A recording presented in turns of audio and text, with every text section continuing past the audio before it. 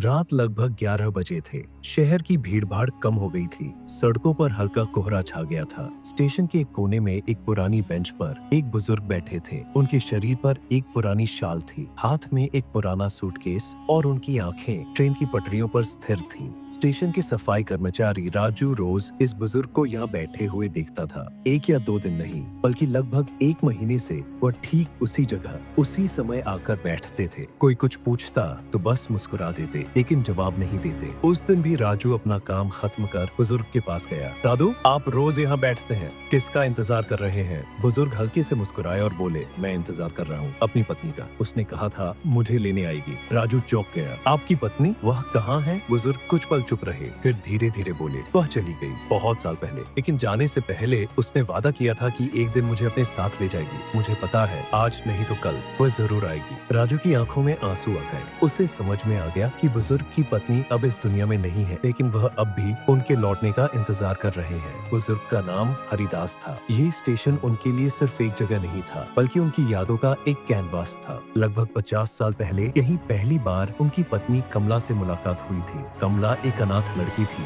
जो स्टेशन के पास की एक चाय की दुकान में काम करती थी। बचपन में उसने अपने माता पिता को खो दिया था और बहुत मुश्किलों में पली बढ़ी थी, लेकिन उसकी हंसी बहुत सुंदर थी, मानो उसने अपने सारे दर्द उस हंसी में छिपा रखे हों। हरिदास एक साधारण नौकरी पेशा आदमी था जो काम के लिए शहर आया था। हर दिन वह कमला की दुकान पर चाय पीने जाता और धीरे धीरे दोनों के बीच एक दोस्ती बन गई। दोस्ती से प्यार हुआ और फिर एक दिन उन्होंने शादी कर ली। जिंदगी खुशहाल चल रही थी, लेकिन अचानक एक दिन कमला बीमार पड़ गई। डॉक्टर ने बताया कि उसे दिल की बीमारी है और वह ज्यादा दिनों तक जीवित नहीं रह पाएगी। एक रात मरने से ठीक पहले कमला ने हरिदास का हाथ पकड़कर कहा, अगर मैं चली भी जाऊं तो उदास मत होना, मैं फिर आऊंगी तुम्हें लेने। कमला के जाने के बाद हरिदास पूरी तरह टूट गया। पहले तो उसे यकीन नहीं हुआ, लेकिन समय के साथ उसे समझ में आ गया कि कमला अब वापस नहीं आएगी, लेकिन उसका दिल अब भी इंतजार करना चाहता था। साल बीत गए, लेकिन हरिदास उस वादे को पकड़कर जिंदा रहा। रिटायरमेंट के बाद उसने तय किया कि वह हर दिन स्टेशन जाएगा और वहाँ बैठेगा, यही सोचकर कि शायद किसी दिन कमला सच में वापस आ जाएगी। उस रात भी हरिदास स्टेशन पर बैठा था और राजू उसके पास खड़ा था। अचानक हल्की हवा चली और स्टेशन की रोशनी एक पल के लिए टिमटिमा उठी।